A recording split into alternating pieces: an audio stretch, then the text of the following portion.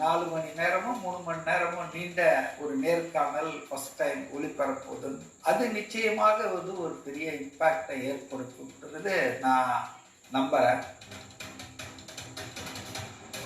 விஜய் வந்து பாண்டிச்சேரிக்கு போனாரு. அங்க ஒரு 80 வருஷமா அங்க இருக்கிற ஒரு ஆள் சொல்றாரு, என்னுடைய 80 வருட வாழ்க்கையில நான் பார்த்திராத கூட்டம். இந்த அளவுக்கு கூட்டம் வந்து எந்த தலைவருக்கு, எம்ஜிஆருக்கே வந்ததில்லை. இன்னி சே டேஸ்ன்றாங்க. நம்மளும் பார்த்தோம் எந்த அளவுக்கு அவருக்கு ரெஸ்ட்ரிக்ஷனு. நீங்க என்ன அழுத்தம் கொடுத்தாலும் அடிபணிய மாட்டேன். உண்மையில விஜய் தான் ஒன்றிய அரசுக்கும் பாஜகவுக்கும் அடிபணியாமல் இருக்கிற ஒரே துணிச்சலான அரசியல்வாதி தமிழ்நாட்டில். இவங்கெல்லாம் சும்மா டுபாகூர் கேஸுங்க. 2 இடத்துக்கு தான் நேற்று பர்மிஷன் கொடுத்தாங்க.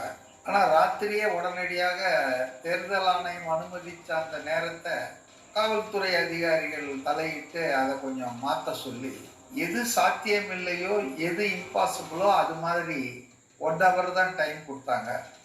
அதே போல் அவர் இங்கே முடிச்சுட்டு வில்லிவாக்கத்தில் திரும்ப உடனே அங்கே போய் டி நகரில் 1 hourல முடிக்கணும்னு சொன்னாங்க. ஸோ திட்டமிட்டு அவர் வந்து பிரச்சாரம் பண்ணக்கூடாது அப்படின்றது தான் அவங்களுடைய ஒரு எண்ணமாக இருக்கு.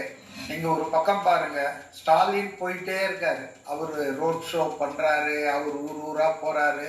அவருக்கு எந்த தடையும் இல்லை, எந்த பிரச்சனையும் கிடையாது. அதே போல் உதயநிதி போயிட்டே இருக்காரு. அவங்களுக்கு 48 மணி நேரம், அவங்களுக்கு இந்த ரோட் ஷோ, இப்படி எந்த தடையும் கிடையாது. கண்டிஷன்ஸ் பார்த்தீங்கன்னா 50 80ன்னு கொடுக்குறாங்க விஜய்க்கு.